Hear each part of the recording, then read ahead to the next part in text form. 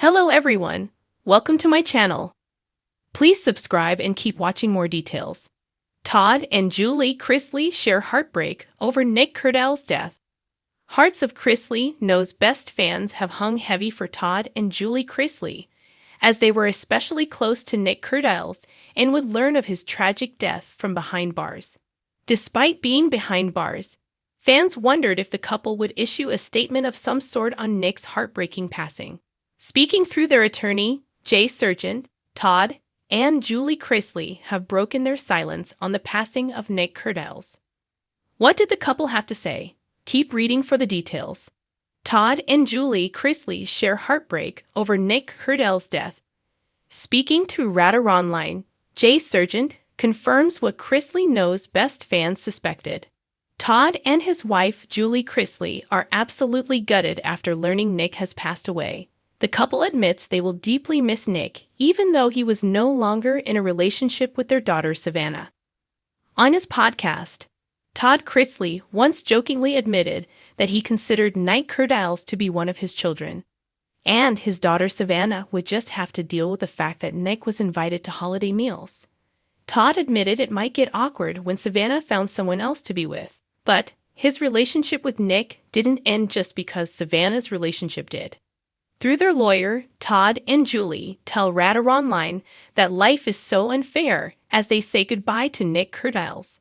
Todd and Julie Chrisley appreciate everything Nick brought into their family, and they will live on with his memories forever. As TV shows Ace previously reported, Nick Kerdiles passed away last week. He was driving his motorcycle when he crashed into another vehicle.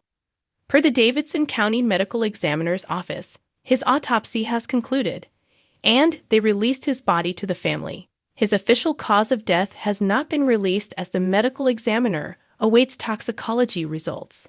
Unfortunately, these tests can take 8 to 10 weeks to process. The passing of Nick Kerdiles has caused some tension among Chrisley Knows Best fans.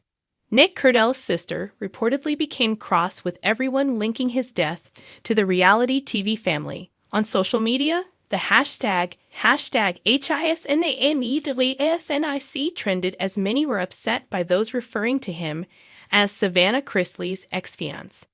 On Reddit, many fans admit they have a hard time having too much pity for Savannah as she was not in a relationship with him anymore. Moreover, she has dated several other men since Nick. Even Savannah's sister Lindsay got pulled into the drama, explaining she didn't comment on his death out of respect for his family.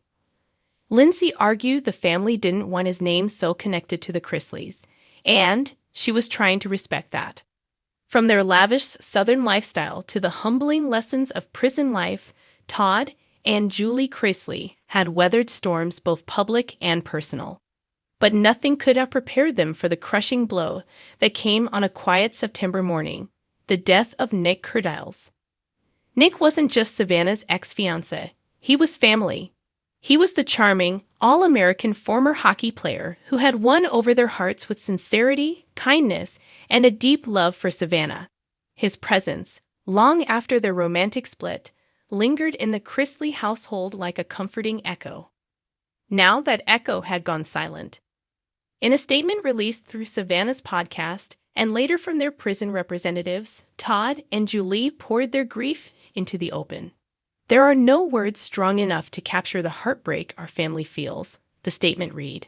Nick was like a son to us. He walked into our lives with respect and left a mark on each one of our hearts. Even behind bars, the pain reached them with raw immediacy.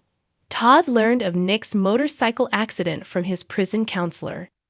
He asked twice for clarification, hoping he'd misheard.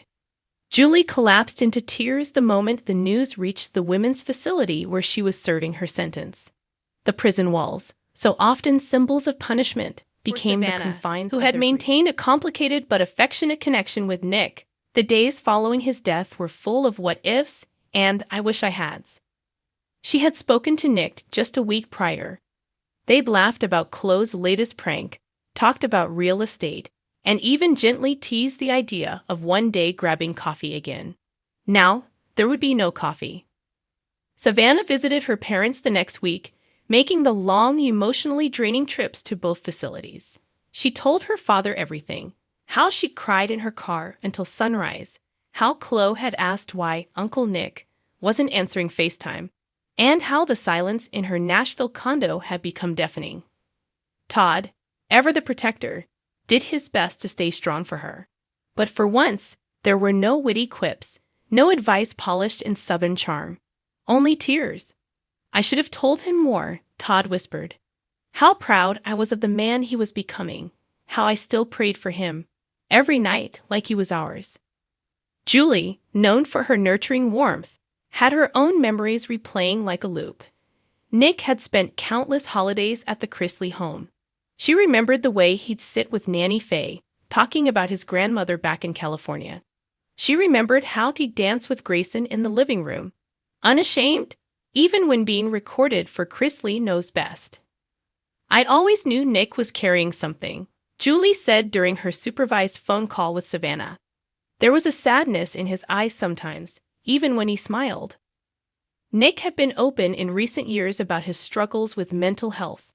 His honesty was part of why the Chrisleys admired him so deeply. He wanted to do better for himself, for Savannah, for his family. He had started over in Nashville, launching a real estate career, trying to build a life away from the noise of fame and expectation. And now, that life had ended in an instant. In the days that followed, Todd and Julie requested permission from the prison board to record video tributes for a memorial Savannah was organizing in Nashville. Though the red tape was thick, their request was granted in part. They were allowed to write letters that Savannah would read aloud at the service. Todd's letter was unexpectedly vulnerable. "Nick, you were proof that people can change, can rise, can heal. You brought hope into our home. And now that hope feels a little dimmer without you. I'll miss your laugh, your loyalty, and your love for our daughter." Julie's letter, written in her delicate cursive, was deeply maternal. "I love you like a son, and I always will. I hope you knew that in your darkest moments. I hope my hugs lingered just a little longer. I hope heaven feels like Christmas morning at our house, where everyone is safe and together." The memorial service was a private affair. Savannah wanted it that way. But the outpouring of love from fans, friends, and even strangers was overwhelming. Messages flooded social media, many remembering Nick as a kind soul who had battled bravely against demons most couldn't see. Nanny Faye, unable to travel due to health reasons, watched a live stream with Grayson and Chloe. She wept openly, holding Chloe close. "He was one of the good ones," she whispered. "I hope he knows that." In the weeks after, Savannah made it her mission to honor Nick's legacy. She announced the formation of a mental health fund in his name, the Nick Kerdiles Foundation, dedicated to supporting athletes transitioning out of their careers and young adults battling depression and anxiety. She also made a quiet vow to herself to live with more presence, to call more, forgive more, and say the things that mattered before it was too late. As for Todd and Julie, the loss deepened their reflections from behind bars. Grief had a way of magnifying what truly mattered. They spoke often of redemption, of making amends, of telling people you love them now, not tomorrow. In a later podcast episode, Savannah read a note from Todd that had arrived by mail.